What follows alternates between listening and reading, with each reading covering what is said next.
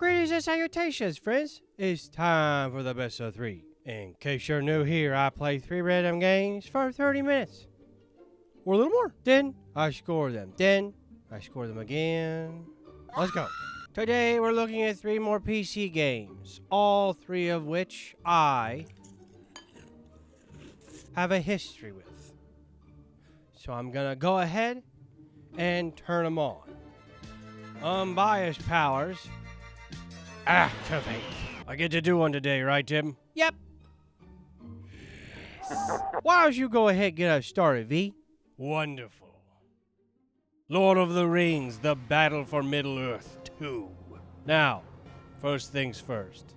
Installing this on a newer PC is an ordeal.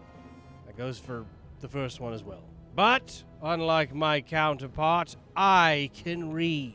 But once the proper spells and incantations were put in place and the blue screen was avoided, man, this game.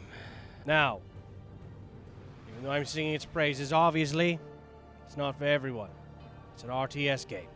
And it's set in the north of Middle-earth during the War of the Ring.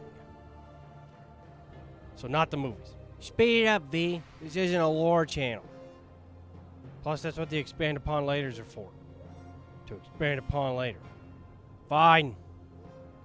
Be it good for only playing for 30 minutes? Yes. Music? Fantastic. And the game seems to be narrated by Red Skull himself. This is Lord of the Rings. Elrond himself. You get hero units, very helpful tutorials, and it has 2 campaigns. Naturally, I played the best one. I don't really know what the hell's going on, because I already know what happens, but I do want to keep playing. It's getting up pretty good, and it definitely expand upon later. Tim, can I do this more often? Terpats! Terpats. Tim, it's perhaps. Perhaps. You're a hat. Next is Dawn of War, Dark Crusade. This game is what opened the door to the 40K universe to me. The first thing I ever did involving this enormous... yeah. Be it good for only 30 minutes. Yes, sir. This is an RTS game set in the 41st millennium where you do battle across the surface of the planet Kronos. And you have several factions to choose from that you will be familiar with if you know anything about 40K. The tutorial is sufficient for new players, but I already knew how to play, so I've decided to pick a race I've never played before. The goodest of goodest boys, the greater good, the Tau. You capture points, you do resource stuff, you kill the bad guys, in this case it was robots, commanded by Skynet himself. The music is good and fitting. And I don't really want to know what the hell's going on, but I want to keep playing. It's getting good, and it definitely expand upon later. And finally,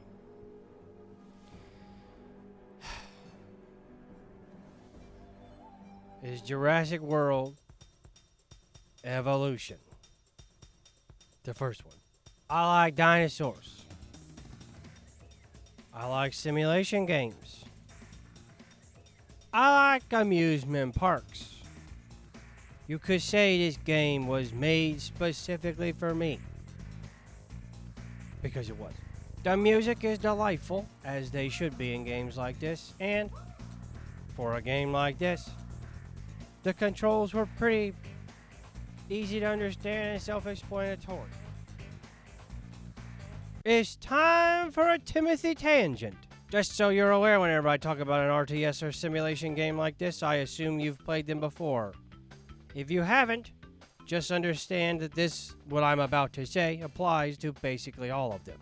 There is a learning curve, because even though they are all very similar, just like platforming games are very similar, a lot of times, things are just a little different. So, yeah. Trying to be more of a professional.